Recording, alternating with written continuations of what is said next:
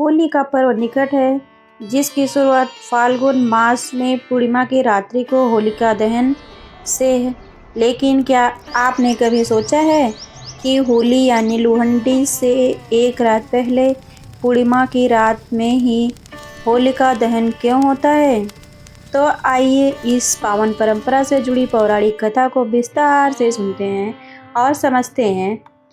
एक समय त्रेता युग में दैत्यराज हिरण्यकश्यप ने अपनी कठोर तपस्या से ब्रह्मा जी को प्रसन्न कर लिया।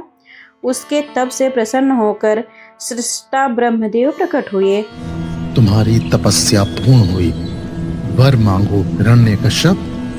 प्रणाम परमपिता, मुझे ऐसा वरदान दीजिए प्रभु कि ना तो कोई मनुष्य, ना देवता, ना ही पशु मुझे मार सके। ना दिन में, ना रात में, ना भीतर, ना बाहर, ना अस्त्र से, ना शस्त्र से, ना पृथ्वी पर और ना ही आकाश में। जैसा तुमने कहा है ऐसा ही होगा, तथास्तु।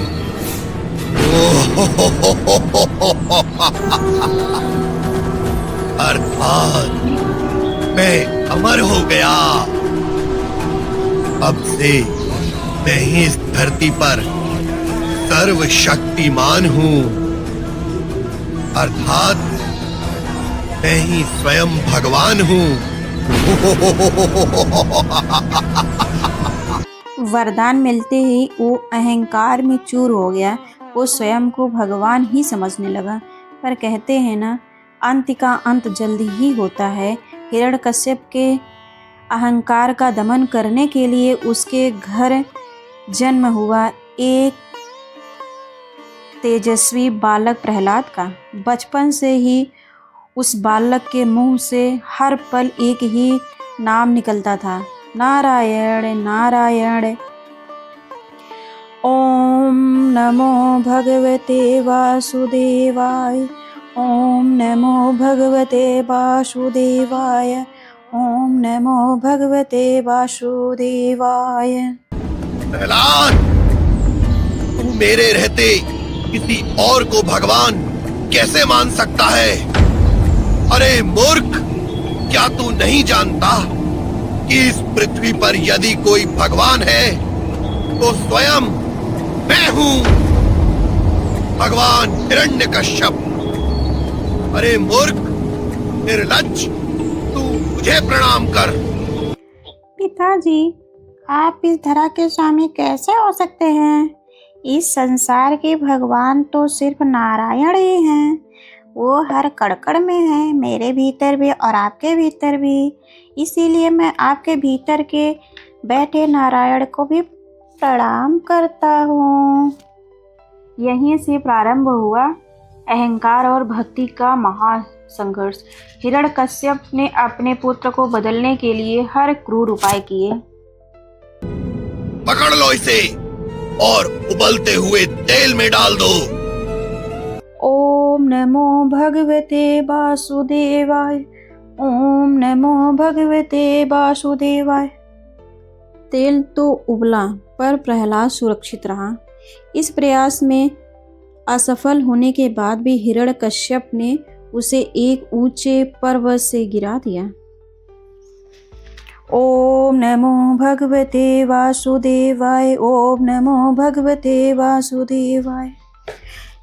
लाख प्रयास करने के बाद भी प्रहलाद का बाल तक बांका नहीं हुआ, क्योंकि अपने भक्त की रक्षा स्वयं भक्त वत्सल भगवान जो कर रहे थे। लेकिन हिरण्यकश्यप का अत्याचार जारी था। उसने प्रहलाद को भयंकर विषैले सर्पों से रसवाने का प्रयास किया। ओम नमो भगवते वासुदेवाय, ओम नमो भगवते वासुदेवाय। डसना तो दूर की बात, सांप प्रहलाद के चरणों को स्पर्श कर लौट गए। हर बार भक्ति की ढाल के आगे आखिरकार मृत्यु फिर हार गई। अलग नहीं बदलेगा, मेरे कुल का द्रोही है ये। जब मेरी ही संतान मुझे ब्रह्मांड नायक मानने से इनकार करती है, तो बाकी व्यक्तियों से मैं क्या अपेक्षा करूंगा। बस अब बहुत हुआ, अब और नहीं। अब अंतिम उपाय करना होगा। थक हार कर हिरण्यकश्यप ने अपनी बहन सिंहिका अर्थात होलिका को बुलाया, जिसे अग्नि से न जलने का वरदान प्राप्त था। बहन होलिके, अपने वरदान का प्रयोग करो। जाओ और इस प्रहलाद का अंत कर दो। निश्चिंत रहो भैया, आज या तो प्रहलाद बचेगा या मैं। अब ये संसार होलिका की शक्तियों को भी जान जाएगा। फिर उपलों की एक विशाल चिता सजाई गई। प्रहलाद को होलिका की गोद में बैठाया गया। अग्नि प्रज्वलित की गई। चारों ओर लपटें उठने लगी। जहां होलिका को अपने वरदान का घमंड था, वहीं प्रहलाद को अपने भगवान पर पूर्ण विश्वास था। ओम नमो भगवते वासुदेवाय। ओम नमो भगवते वासुदेवाय। ओम नमो भगवते वासुदेवाय।